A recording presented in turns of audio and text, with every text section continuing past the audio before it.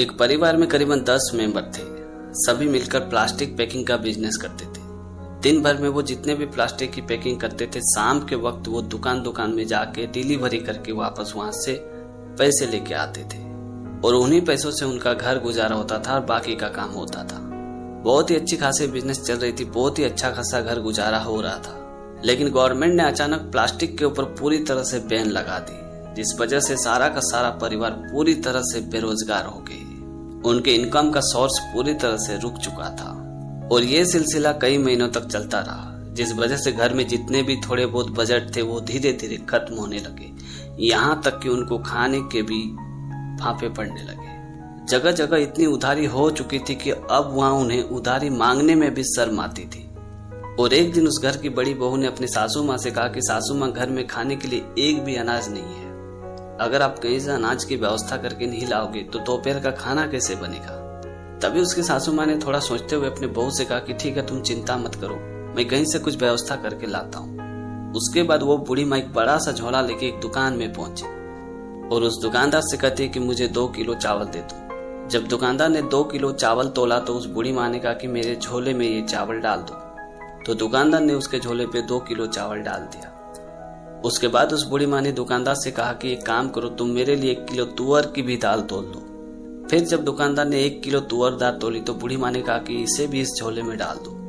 तो दुकानदार ने हैरान होकर कहा कि बूढ़ी माँ, चावल और दाल मिक्स हो जाएगा। तो उस बूढ़ी माँ ने दुकानदार से कहा कि तुम चिंता मत करो, घर में 4 बहुएं फ्री बैठी है, वो अलग कर लेंगे, तुम डाल दो। तो उस दुकानदार ने उस दाल को भी उस चावल के साथ मिक्स कर दिया।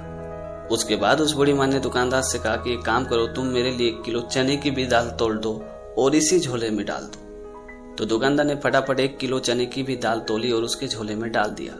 यानी अनाज पूरी तरह से मिक्स हो चुका था। फिर बूढ़ी माँ कहती कि तुम एक काम करो, मेरे लिए मूंग की भी दाल 1 किलो तोल के इसी झोले में डाल दो। तो दुकानदार ने दूसरी बार हैरान होकर कहा कि बूढ़ी माँ, आपका अनाज पूरी तरह से मिक्स हो गया है, इसे आप बनाओगे कैसे।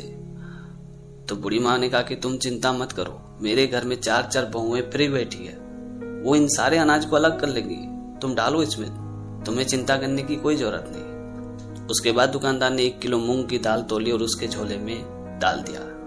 यानी अब अनाज पूरी तरह से एक ही झोले में मिक्स हो चुका था।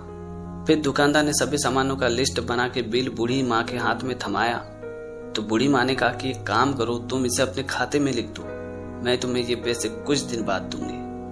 तो दुकानदार ने हाथ जोड़ते हुए कहा कि बूढ़ी माँ, मुझे माफ करना, मैंने आज तक किसी को उधारी नहीं दिया है और ना ही मैं किसी को उधारी दूंगा। ये सामान तो आपको नगद ही खरीदना पड़ेगा।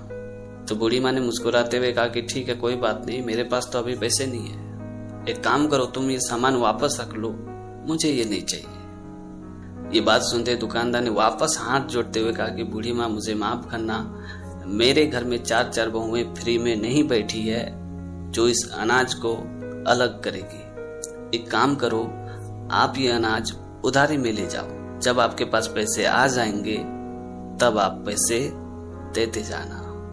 उस दुकानदार की बात सुनने के बाद उस बूढ़ी माँ ने खुशी खुशी उस अनाज के झोले को उठाया और वापस अपने घर पे लौट आई। तो दोस्तों, छोटी सी कहानी में यह सिखाती कि बुद्धि एकमात्र ऐसी चीज है जिससे आप किसी को भी हरा सकते हो, किसी को भी अपनी बस में कर सकते हो। क्योंकि आपको भी पता है कि चींटी इतनी छोटे होने के बावजूद भी हाथी को अपने बस में कर लेती है। तो दोस्तों, आज की कहानी आपको कैसी लगी कमेंट करके जरूर बताना। और अगर आपने हमारे चैनल को अभी तक सब्सक्राइब नहीं किया तो प्लीज यार चैनल को सब्सक्राइब कर देना, क्योंकि इस तरह का कंटेंट मैं हमेशा अपने चैनल पे लाते रहता हूँ। तो आज के लिए इतना ही, मिलते हैं अगली वीडियो में एक नई टॉपिक के साथ, एक नई कहानी के साथ। तब तक के लिए जय हिंद, वंदे मातरम।